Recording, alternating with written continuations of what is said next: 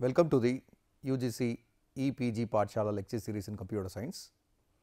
In this series of lectures, we have been looking at this subject database management system.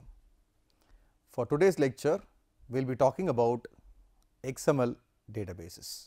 The learning objectives for this particular session include: initially, I am going to detail on the structure of XML data. Then we will be looking at the XML document schema, how to work with the querying and transformation of XML queries, and some of the XML database applications. Let us just see the introduction of XML. If you look at the acronym XML, which is supposed to be Extensible Markup Language, this is defined by W3C consortium.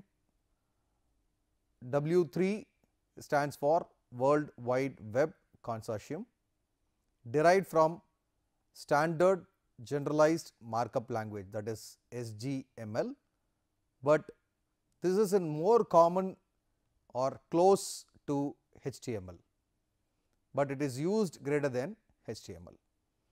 HTML, it is hypertext markup language.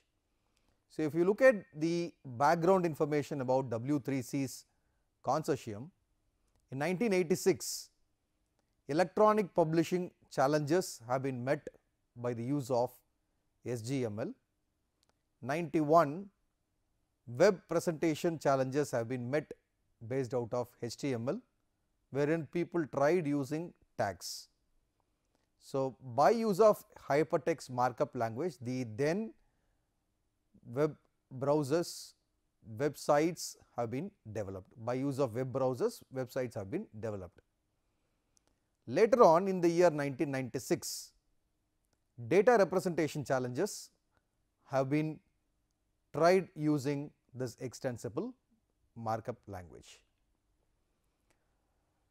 If you look at this XML, documents have tags giving extra information about sections of the document, which means I insert tags which collects details about the documents and data.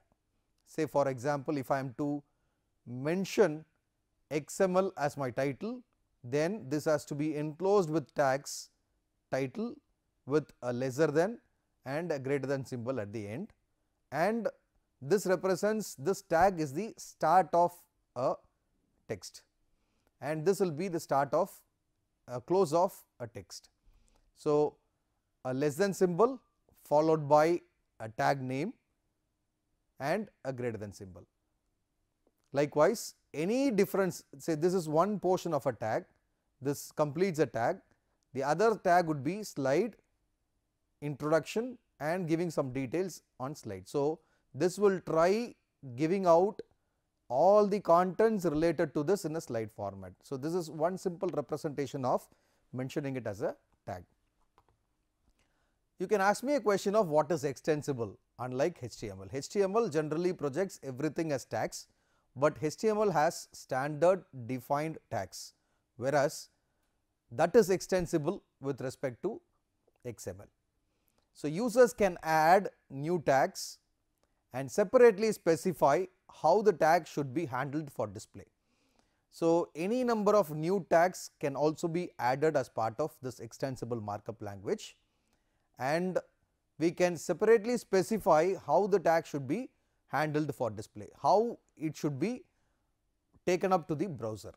The ability to specify new tags and to create nested tag structures make XML a great way to exchange data, not just documents.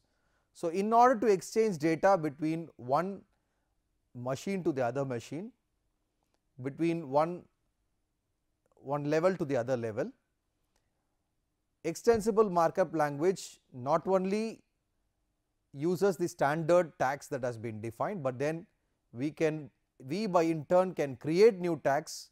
Not only that, we can use nested tags, but the only thing that we may have to concentrate is we may have to structure it.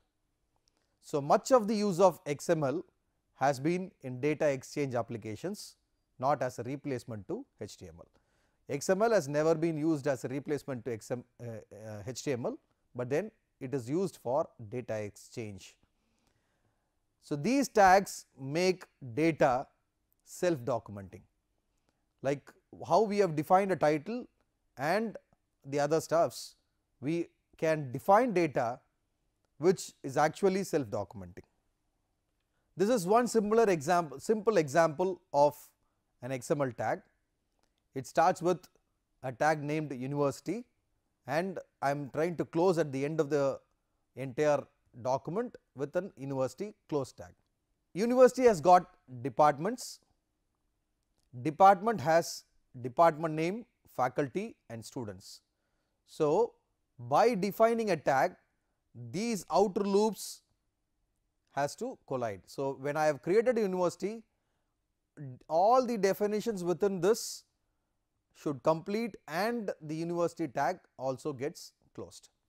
So, department it is getting closed at somewhere, but department includes values like department name, faculty, students, and department name is closed with a department name tag again, and faculty with faculty tag, students with closed student tag, all the appropriate values are mentioned in between. So, this is a simple representation of an XML tagging. So, now here I by myself is able to define the tag like university, department, department name, faculty, students, course, title, course code, department name and credits. So, these are not standard defined tags, but these are self documenting tags which by itself will speak. You can ask me a question of why getting into extensible markup language. I told you for data exchange and data interchange is critical in today's networked world. Some of the criticalities, critical applications that has used XML, tried using XML are banking, where we try doing lot of fund transfer, order processing, where within companies, intercompany orders, where the exchange plays a critical role. Looking at in terms of scientific data, say for example, in chemistry we use ChemML, and genetics we use BSML, which is biosequence markup language, which actually seems to be critical when it comes to data interchange. Each application area has its own set of standards for representing information. If we consider using an HTML, we may have to look at the standard defined HTML tags, but as I have told you, only advantage that we have with XML is we can define our own tags, which is actually to interchange. So, XML has become the basis for all new generation data interchange formats. So, any new generation exchanges typically use XML. How are these XML data related with relational database data? So, comparing with relational data, XML is better than relational tuples as a data exchange format. Unlike if you look at relational tuples, where XML data is self documenting due to the presence of tags. If you look at relational tuples, some of the tuple values or records in turn requires a detailed explanation, whereas XML data is self documented. We give appropriate notations for the tags. So, no rigid format, tags can be added as and when required, allows nested structure. So, this probably permits use of nested structure in a permissible format. This has been widely accepted not only in database systems, but also in browsers, tools and applications. Getting more into the XML databases, we will look at the structure of XML data. The structure of the XML data has basically a tag and elements. if you look at tag, tag is supposed to be a label for a section of data, whereas element is a section of data beginning with tag name and ending with a matching tag name. Now you understand, we have seen an example where university has a beginning and had an ending. So, ending and beginning, if it matches, then that becomes an element. So, this element need to be properly listed. Say proper nesting, if you are looking at a proper nesting where I started with a course and this course has got multiple details within it, like title of the course, course code, the students who have registered for the course and other details. Once all the details have been entered and closed, only then it is permissible to end the element with a tag for the course. Whereas, in case of improper nesting, where we actually close the tag course before properly defining or properly using the other tags within it.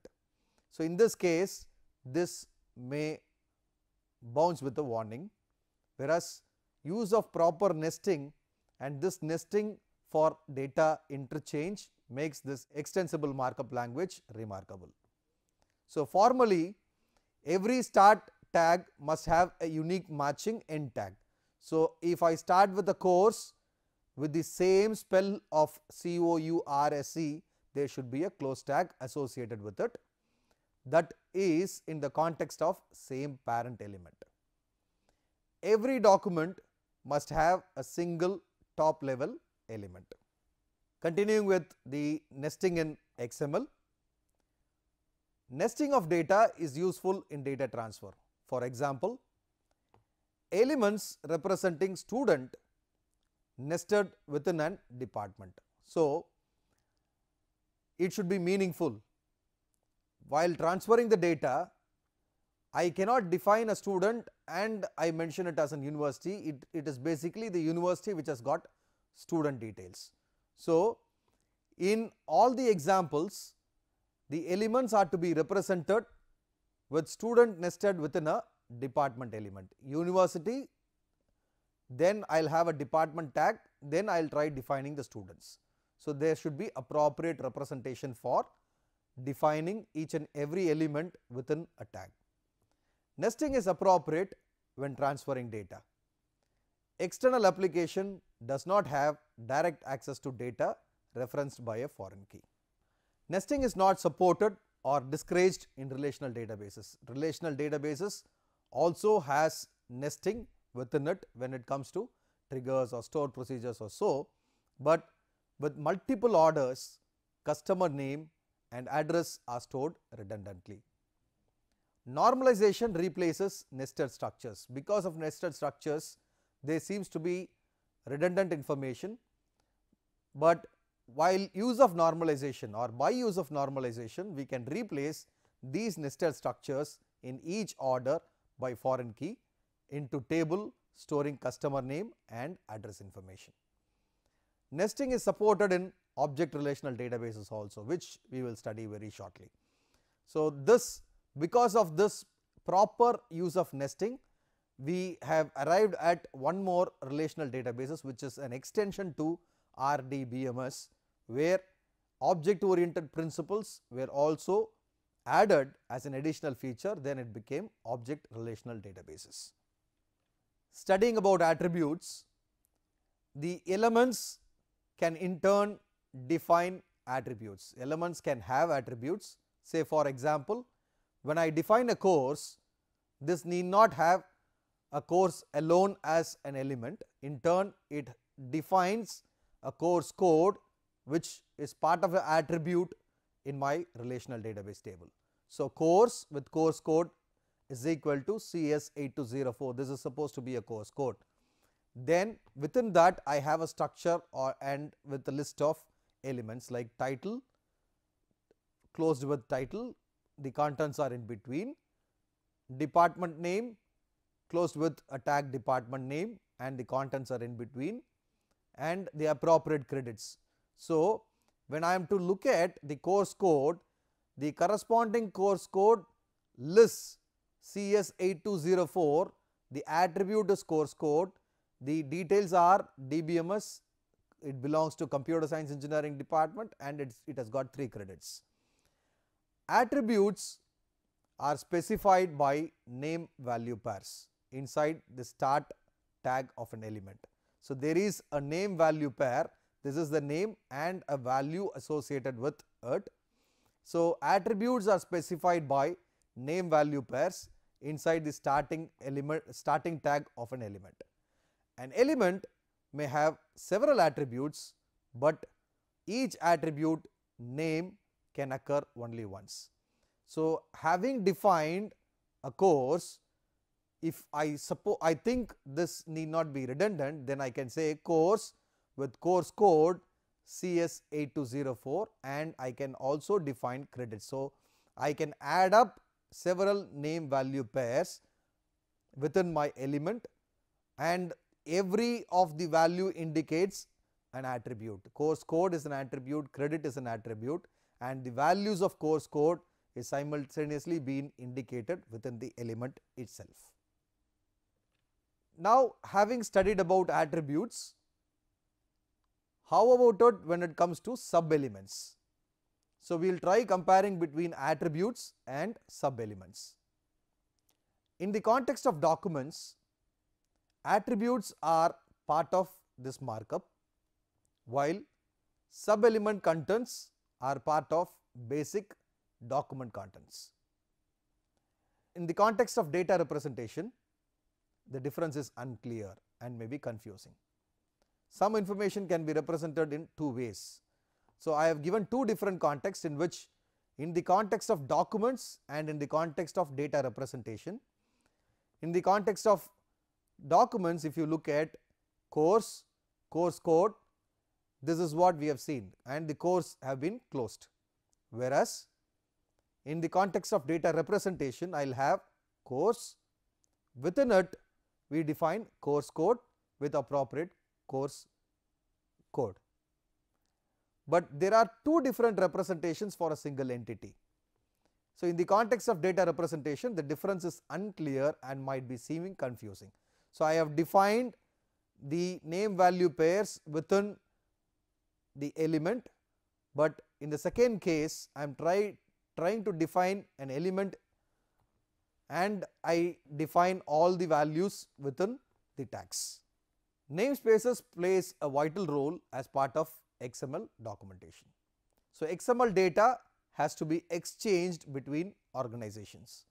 Same tag name may have different meaning in different places. Having defined a tag called department, with respect to university, there will be departments which would convey different name, whereas with an organization or with an industry, departments are quite often changing. So, same tag name may have different meaning in different organizations, causing confusion on exchanged documents. Specifying a unique string as an element name avoids confusion. Having a unique string as an element name avoids confusion. So, we tend to use mostly a unique name as an element name. So, the better solution would be use unique name as element name. So, how are we to represent the namespaces? Avoid using long unique names all over the document by using XML namespaces. If you look at how to represent a namespace, university XML namespace Anna Univ is equal to, I give the hyperlink or I give the entire complete address which is to be typed in the browser. And if you look at all the other details, Anna University has course, Anna University has course code, Anna University has title, Anna University has department, and all these details have been defined. But then we may have to try avoiding giving an unique name which is too long and it might take more of your space. The only problem that you use a long unique name would be, every time it is about to execute, then it takes a longer time for it to be executed. Looking more about the XML syntax, elements without sub-elements or text content can be abbreviated by the start tag with slash and a greater than symbol and deleting the end tag, which actually means with the HTML, as we have defined earlier, there is supposed to be a tag which has a less than symbol and the greater than symbol, between which we actually give the element name. But in XML we can also use a syntax course, course code, this becomes the attribute, title, department name and credits, and without taking a separate tag for course, we also have another notation which says we will put a forward slash and a greater than symbol, which actually closes the entire tag element. So, this is another way of representation or syntax representation of XML. So, to store string data that may contain tags, without the tags being interpreted as sub elements, use character data, C data as below. We have a C data which starts with an exclamation symbol, square brace, C data, within which we try defining n number of elements, and we close appropriately with the notations that we have used. Here course and the end tag are treated as just strings. So, C data stands for character data. As I have already told you, these would be considered as character data instead of taking or considering it as a tag element. As I have defined you with schema relating with any databases, likewise with XML databases also we have a document schema, XML document schema. If you try recalling on the actual definition of schema, schema is supposed to be the overall structure of a database. For XML also we are supposed to define the overall structure of this XML document schema. So, database schema constrain what information can be stored and the corresponding data types of the stored values. So, we may have constraints in use of the information that is to be stored and we have data types that are to be stored. So, if you recall from the earlier definitions that we have made, physical database, conceptual database and external database, constituting all the or combining all the values together makes it to a overall definition of a database.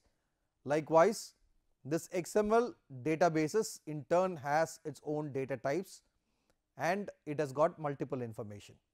So, XML documents are not required to have an unique associated schema. However, schemas are very important for XML data exchange. When it comes to data exchange, we internally require XML schema. Otherwise, a site cannot automatically interpret data received from other side. There are two mechanisms that are associated with XML schema. One is a document type definition, which is very commonly used, and there is another XML schema which is newer and increasing use. First, let us look at one of the XML schema, which is document type definition. The type of XML document can be specified using document type definition, which is DTD. DTD constrains structure of XML data, wherein the structure has what elements can occur, what attributes can or must an element have, what sub elements can or must occur inside each element and how many times it should occur. Not only that, document type definition does not constrain data types, all values represented as strings in XML, and the syntax for DTD would be element, sub element specification, and attribute list, element of attributes.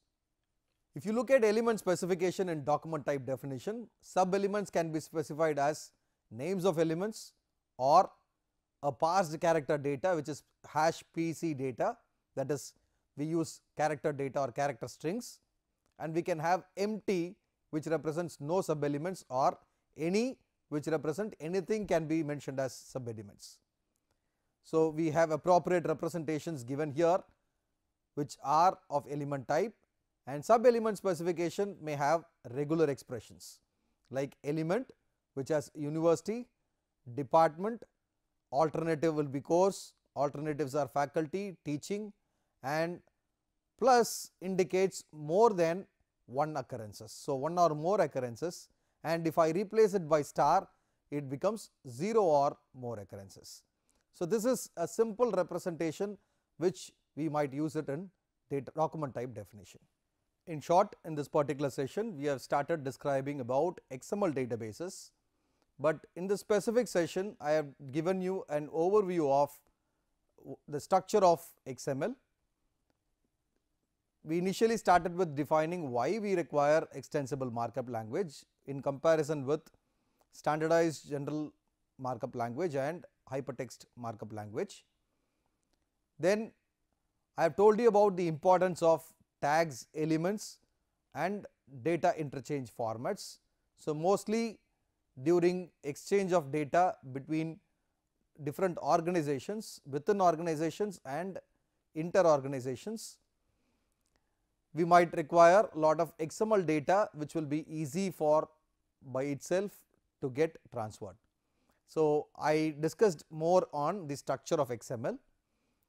Not only that, because of repetitive usage in our relational database management system, we had tried avoiding repetitions by normalization, whereas XML, since it defines its own tags, we can better use on nested tags in XML.